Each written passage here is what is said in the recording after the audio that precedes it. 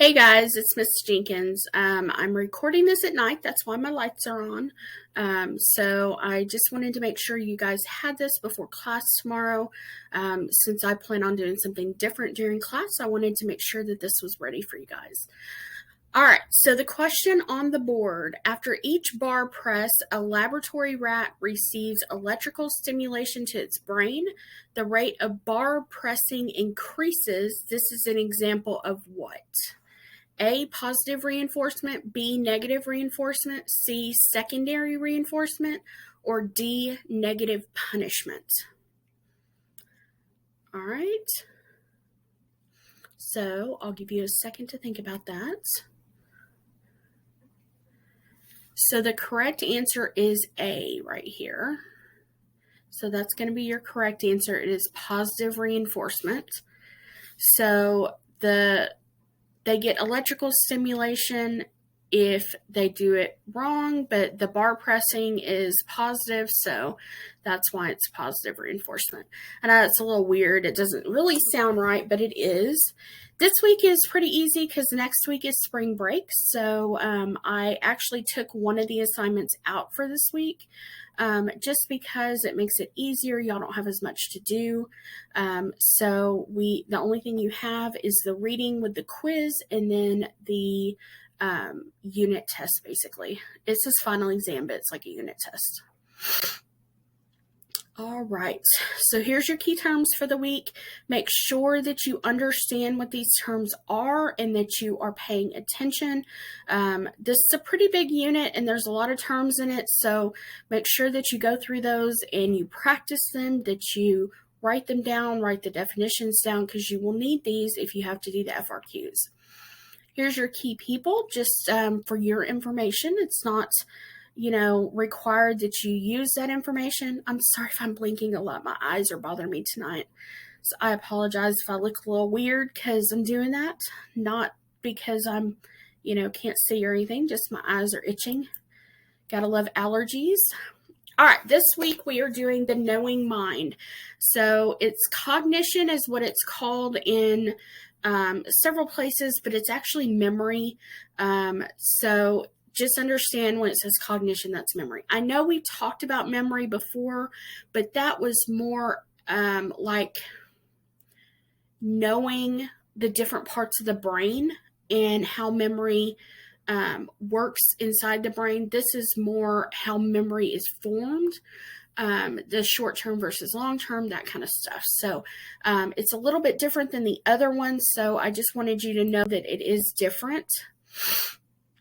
All right, so memory and information processing is the first part of the unit. There is, again, way more stuff to cover, but I am kind of skipping through just because, man, it was a huge unit and I want to make sure that you guys have it.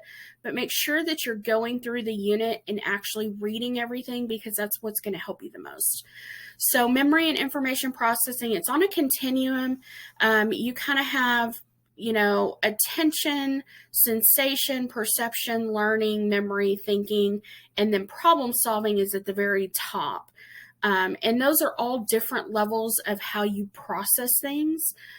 So just know, that that's kind of where it is.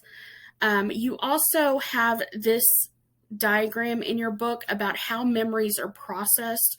So basically you start off with the sensory input, say you got a new puppy. Okay. Then you would get the sensory memory of actually holding the puppy.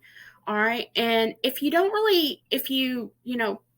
give the puppy to somebody else and you never think about it again, you're going to forget it. All right. But if it's a reoccurring thing, like, you got the puppy for you and you're going to see it every day, eventually that will go into your short-term memory. Once it's in short-term memory, it kind of bounces around rehearsal to short-term to rehearsal. Now, again, if it goes to short-term memory and you don't get that reinforcement, you will, again, forget it. So if it's there for a little while and maybe the dog runs away and you never think about it again, then you're just going to forget. So it will kind of get dumped out of your short-term memory. But if you continue doing this rehearsal in short term where you're just reinforcing it, eventually it will make it to the long-term memory. And that's where it's stored. And of course, these are all stored in different parts of your brain. So just understand that that's different areas. But you have to have continuous sensory input for this to move to the different stages. So it's not a sensory input and then long-term memory. It's a process and a reinforcement.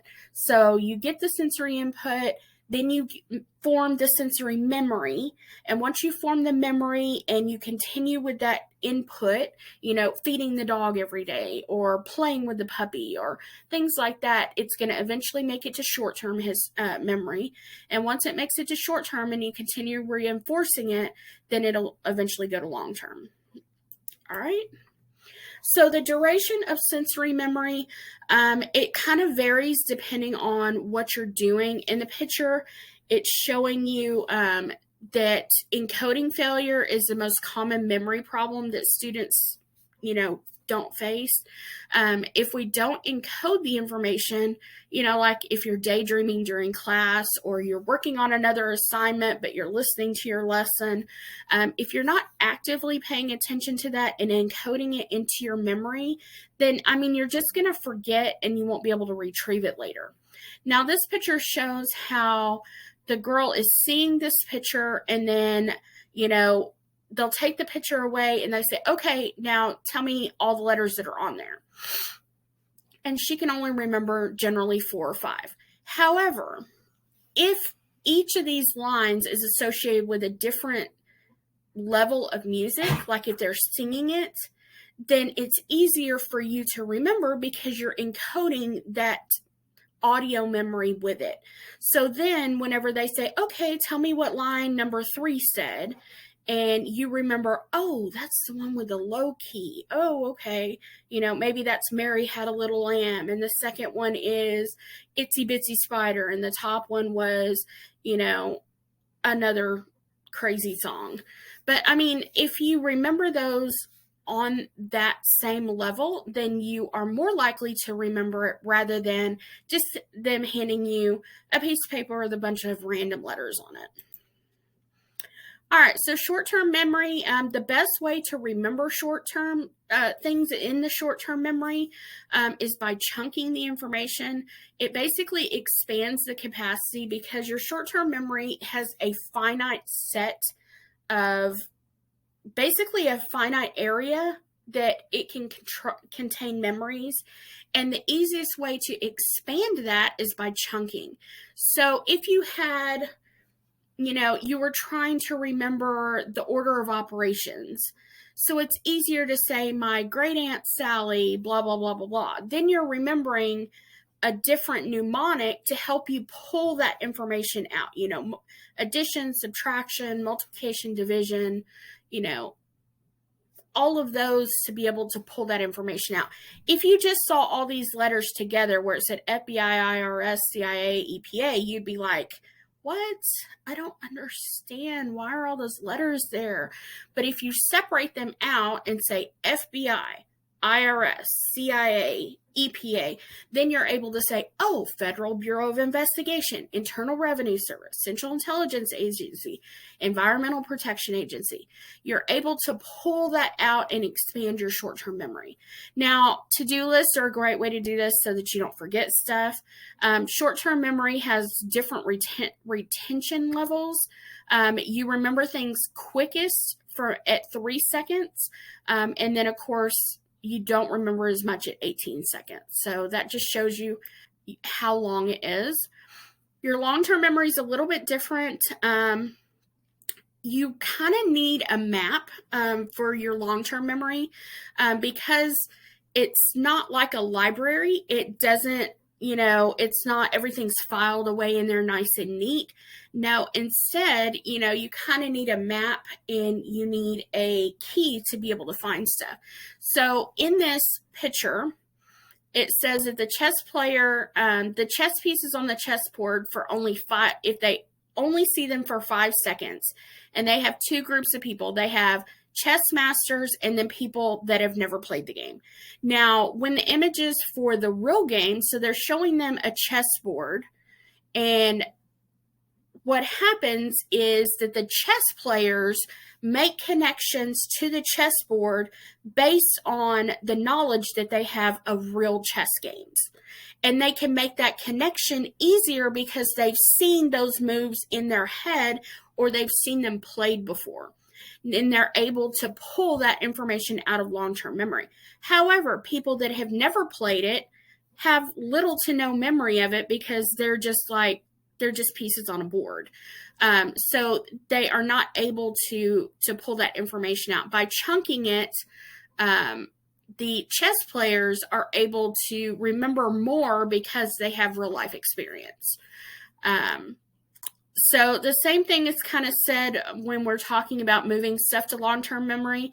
If you chunk things, whether it's rhyming things, using, capital letters to remember it, or even, making sentences out of it, the best way for you to recognize and regurgitate, I don't want to say regurgitate, that kind of sounds nasty, but be able to pull that information out of your long-term memory actually works best with sentences. If you're able to make a sentence out of something, you are way more likely to remember it than using any other method. All right, so different types of long-term memory. Long-term memory can be divided into several categories, beginning with the distinction between declarative or explicit or conscious memories and non-declarative, which are unconscious memories, okay? So declarative memories are further divided into semantic and episodic memories, which are combined. We use like autobiographical memories. An example would be a non-declarative memory are procedural, classical conditioning, and priming. So just understand that we have these different areas of memory for long-term. So we have explicit things that you're able to, snap your fingers and pull it out. That's autobiographical things that you're able to easily access. The implicit or unconscious things are going to be things that are in the background that are there, but it's not something that you can kind of put your hands on and grab. So those are the different areas. We also have spreading activation. This is a little different. This is kind of how you can retrieve memories. So according to the spreading activation theory, thinking about the word red will activate nearby concepts like orange, green, and fire, but faster than the more distant concept of, say, like a sunset or a rose.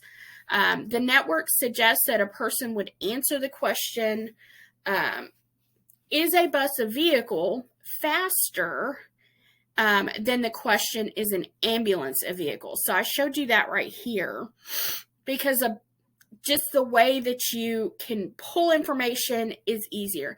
So another example would be, is an orange a fruit is easier for you to comprehend than saying, is an avocado a fruit?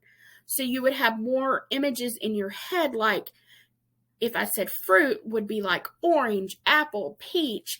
But if I said, is an avocado a fruit? You'd be like, huh? What do you mean? A tomato? Is that a fruit? Something like that. It's one of those things that just doesn't make sense. But something more familiar like an orange or an apple would bring more ideas.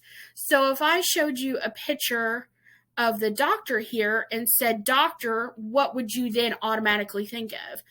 A lot of people would go straight from doctor to nurse rather than doctor to dentist or doctor to, construction worker. That doesn't really make a lot of sense.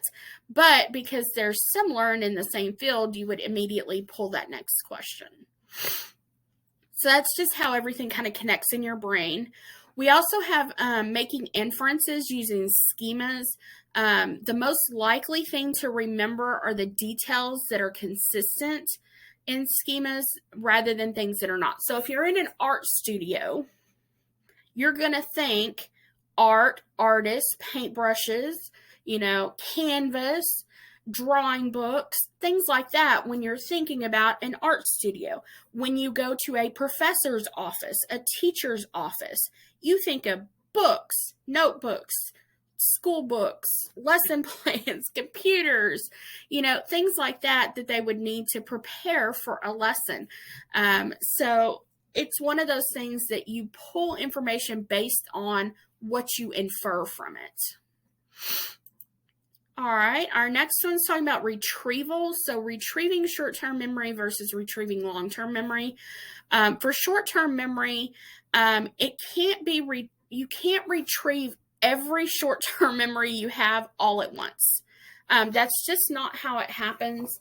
The way that you retrieve short-term memories is by searching, kind of like in a card catalog or at a library, where you're searching for one book at a time. You're looking for a specific call number, a specific, card in the catalog. You're going one at a time. You're not looking through everything all at one time to find it. Now, long-term memory is a little bit different. Long-term memory can be based on things that you associate with the memory, like maybe a scent, a location, a sound, something like that you associate with it. Maybe you were drinking coffee the day that your boyfriend proposed to you, and now every time you drink coffee, you think of that proposal. Or maybe, my grandmother passed away on Valentine's Day. So every time Valentine's Day comes around, it's not really happy because I associate that with her passing away. And then her birthday was just like 3 days later. So that's just something. My mom was technically born on St. Patrick's Day before they moved the holiday. Now the holiday is 3 days later. So every time I think of my mom's birthday, I think of St. Patrick's Day because she was originally born on that day. So it's just making those connections with those memories makes it easier. There's also something called tip of the tongue, where you remember the first letter of something, or you got a picture of it in your head and you just can't pull that information out. Everything's kind of elusive, and then eventually you'll not be thinking about it and it'll pop in your head like that. I've totally had that happen 100 times, just like a lot of you have. It's just one of those weird, trying to get the right key in the lock to pull that information out.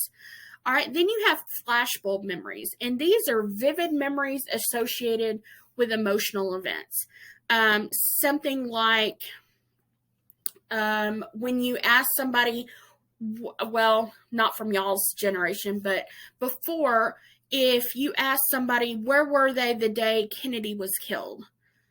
Almost anybody could tell you exactly what they were doing the moment they heard that Kennedy was killed. Or the day of 9/11, when the planes hit the World Trade Center. I can tell you down to the minute what I was doing that day, because that's one of those things that's burned into your memory that you will never forget. Those are called flashbulb memories. They're very vivid, detailed, and usually tied to an emotional event. All right. Kind of like, what were you doing when Pearl Harbor happened during, earlier generations? So it's one of those moments where, something important happened and you just can instantly know exactly what you were doing that day. All right, so why do we forget? Well, we have natural decay. That's just kind of the reduction in the ability to retrieve information. Maybe you go to a, class reunion from, 50 years ago, and you see somebody and you can't remember the guy's name because, my God, you haven't seen him in 50 years. That's just natural decline where you're not using information and it just kind of, basically it falls out of the bucket kind of thing. You could have interference. That's another thing, where you would have competing memories, newer versus older. Those kind of compete with each other and makes it harder for you to pull the information out. Or you could have something called motivated forgetting. Basically, it's failure to retrieve negative memories. So basically, you don't remember it because you don't want to remember it. So I put a old grandma here forgetting because, I mean, come on. Selective forgetting, I guess is what you could call it. All right, so memory at the level of the synapses. This is more like memory at the biological level. Learning changes neural structures, so you can see that with the normal versus the long term, and then the stabilization. You can, or sensitization. I'm sorry, I can just barely see it. So in the middle, well, on the left you have the normal one. On the middle, you have the long-term one, which is kind of hibernating. So it actually loses some neural pathways. And then the long term, if you have sensitization, so you're reinforcing those memories, you actually gain synapses there.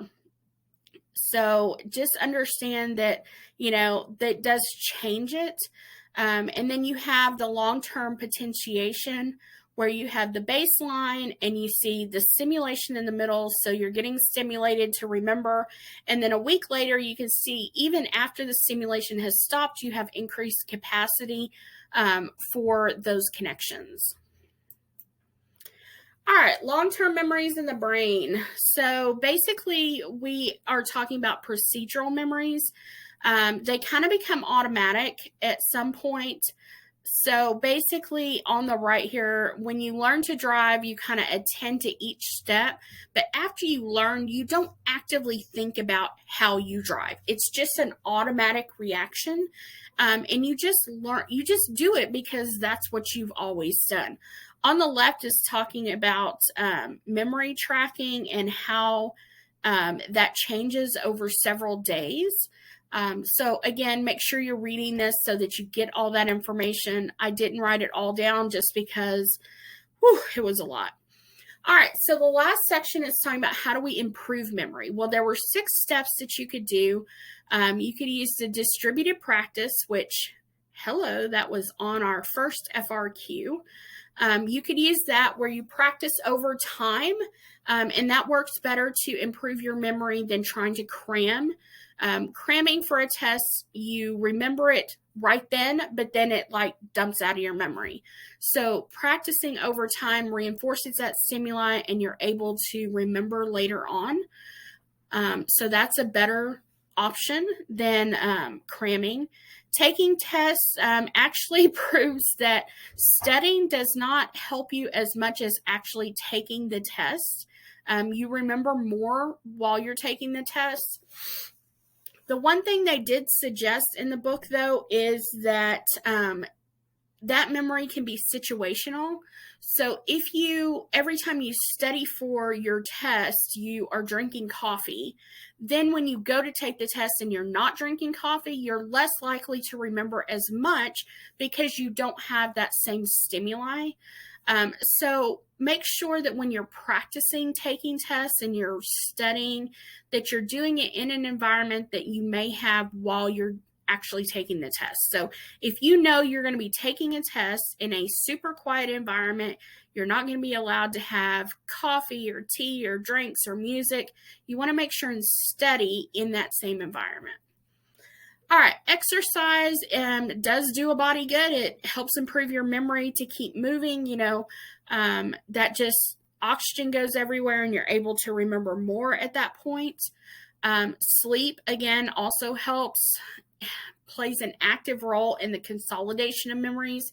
So while you're sleeping, you actually are processing memories, and they're moving from short-term to long-term, that type of thing.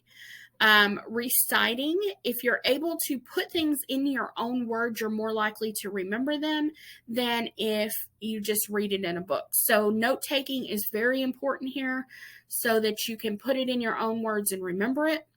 Mnemonics is another way that you can do it. An example would be ocean. That's the 5 personality traits. So openness, consciousness, extroversion, agreeableness, and neuroticism. So using the first letter of each word to make another word so that you will remember it is another way that you can do that. All right, guys, that was it for this week. Remember, if you're in class, try to tell me something that you didn't know. I hope you learned something that you had never known before. And just FYI, if you need me, I will not have office hours this Thursday, but you can still contact me by phone, text, or email. If you have any questions, let me know. Talk to you later, guys. Bye.